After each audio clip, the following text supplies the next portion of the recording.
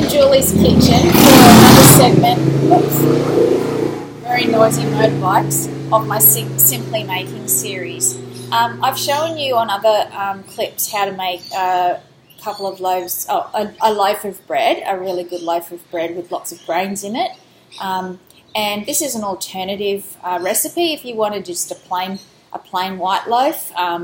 And this particular recipe also is a gluten-free recipe. So this is how to make a great loaf of simple gluten-free bread, and it turns out really well. I actually got this recipe from my brother-in-law Colin, and he has played around with some different formulas because my sister Angie is gluten-free and dairy-free. She has to go both, so they had to find a good recipe that would work for her. Of course, I do use my trusty bread maker, the one I bought for $30 on eBay or Gumtree, so it's a champion. First of all, what I've got to do is grease my canister that's going to go in my bread maker. So I just get some grease-proof paper.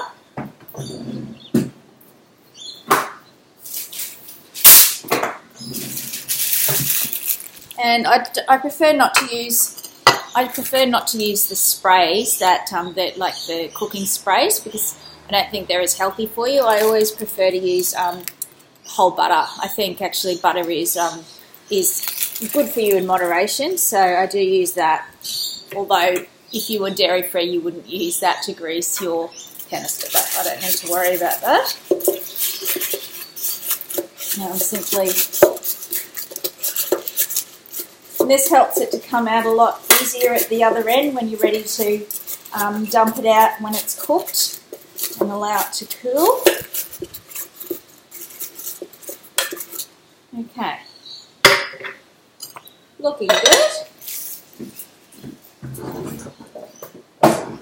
Okay, as I said with my other recipe, it's always best to put your liquid in first, followed by your dry ingredients. So first of all, we have our 235 mils of water.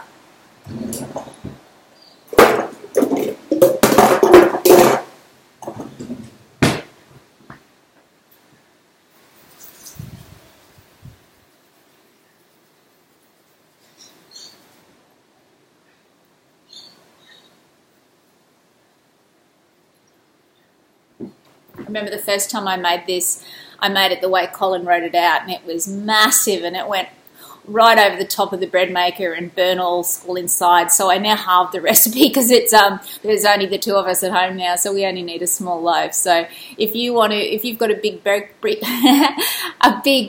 maker and would like to make a big loaf, you need to double these quantities. But yes, I'm using 235 mils of water straight into the canister. And then a tablespoon of olive oil.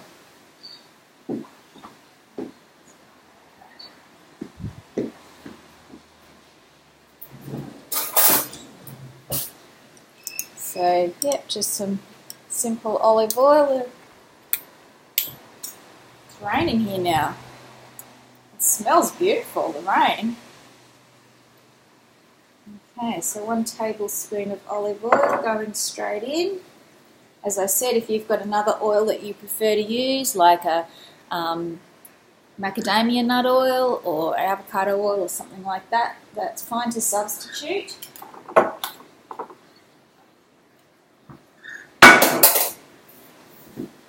Okay, next we need to put all our dry ingredients in. So first of all, we need to put in a tablespoon of sugar. As you know, sugar is very important in bread because it activates the yeast and it helps it to rise. So we need 1 tablespoon of sugar.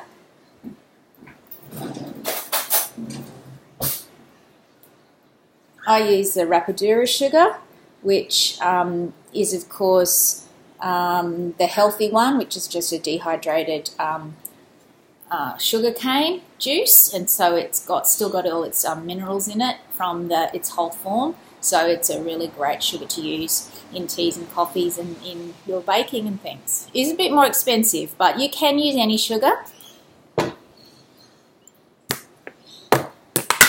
Could use brown sugar.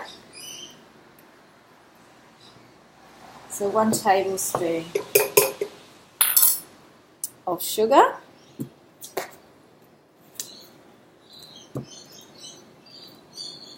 $250 grams of gluten-free flour. So I pre-measured this before, so there's my gluten-free flour. I'll just pour that straight in.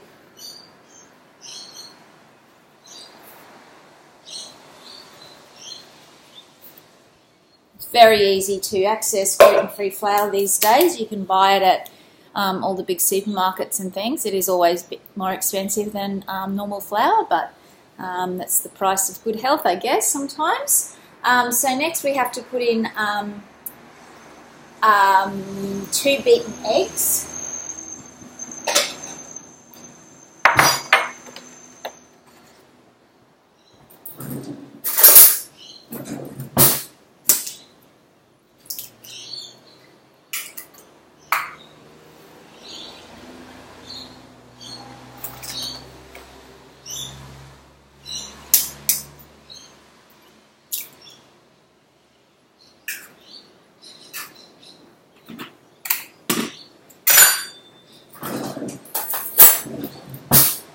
Oops.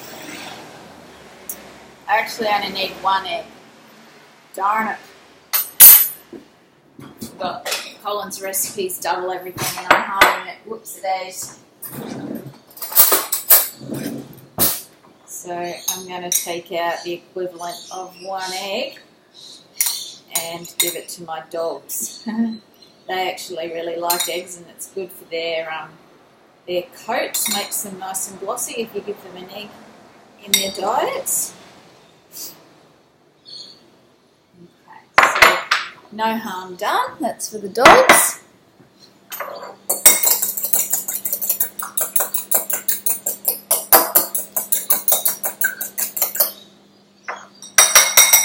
Shake that up, pop it in. Probably should have even put the eggs in when I put the water and the oil in.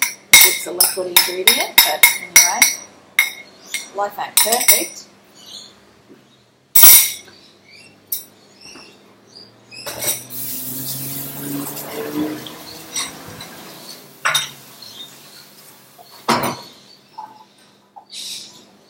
And next we need some more flour. So we've put the gluten-free flour in. Now Colin says we also need 1/4 cup of rice flour and 1/4 cup of tapioca flour. The other name for that, which you'll see in the supermarkets, is arrowroot. So 1/4 cup of each of those.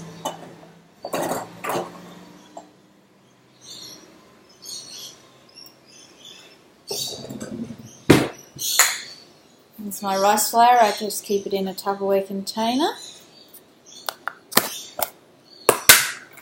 Stop it from going lumpy or being eaten by any little bugs.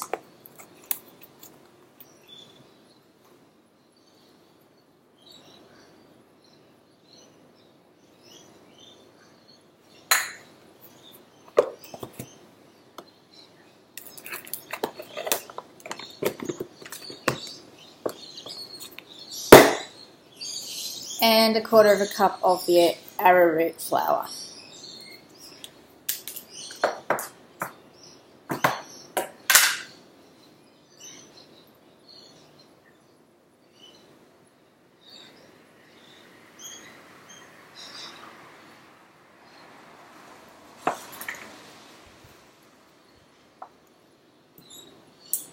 Or tapioca. I like the smell of that.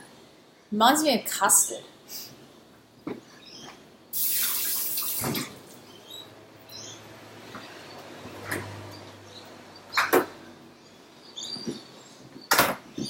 And last of all, I'll just check I've put everything in. The water, a tablespoon of sugar, a teaspoon of salt. I haven't done that yet.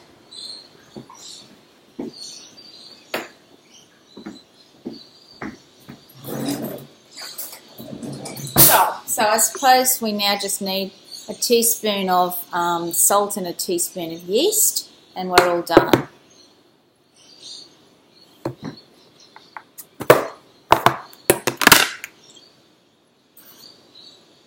I use a Himalayan sea salt, which has got all those beautiful minerals in it, so you don't need to worry about, well, of course you always need to have it in moderation, but know that it's actually going to be utilised by the body really well. A teaspoon of yeast. Yes.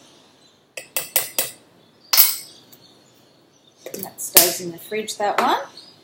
And then we just pop it in the bread maker and we should have a lovely hot loaf of bread ready for lunch. So I'll pop that over here in my bread maker. Select my setting and start. And off she goes, as easy as that. Hope you enjoy making a loaf of gluten-free bread. Give it a go. Remember, the more you can make yourself, the better it is for the environment because you're not using packaging all the time and throwing things in landfill. Okay, thanks very much for listening. See ya.